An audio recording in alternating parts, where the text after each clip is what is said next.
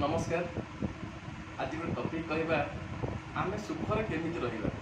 आज टॉपिक आमर या एक्चुअली आम समस्ते सुखर सन्धान सुख पछ धाई धाई दुख पाए। तो सुखर सिंपल फर्मुला सिंपल ट्रिक्स अच्छी।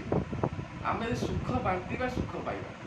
जमी सपोज आम 10-20 वर्ष पछू पलैबा एवं से प्रथा अच्छी तो मैं जो मैंने देखो गाँ गली मानक महाजन था 100-200 टका 1000 टका 5000 दिखती परिवार किसी गोटे सुध आनते तेणु आम जहाँ दबा रिटर्न तार सुध मोस पाइबा। तो सुध सुख बांटा सुध मोस सुख पाइबा।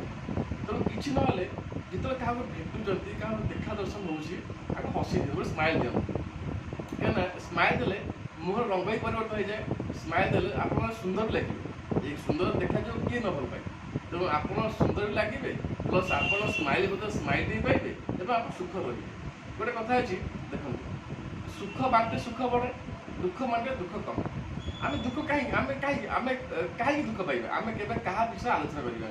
जदि आम क्या विषय आलोचना कर विषय चिंता करते मन हो जदि मु सपोज मन रही मुझे एगेन्स्ट रागी राग धारण करी माने मो मनर सुख ऑटो देखिए आप जन से राग रखु क्या एगेन्स्ट भावतु आप फेस को लक्ष्य रखिए फेस आप मलिन पड़ फेस स्माइल थी।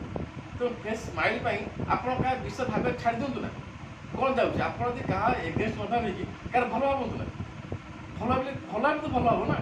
आम सब बड़ कथा आम हसवा अन्य गोटे हस देवा। आप सिंपल यही फर्म रखु जे मु हसबी अन्य गोटे हस देवी और मुझे मो जीवन क्या दुख कारण न हुए मु समस्त सुखर कारण आटलिस्ट हुए। जब सुखर कारण न हुए दुखर कारण तो केवे हुए कि आप सुखर कारण हूँ सुख बांटतु भल पाई बांटतु समस्त भल आप देखिए आप जीवन जंत्रणा दूरे आप सदा सर्वदा सुख रही। नमस्कार।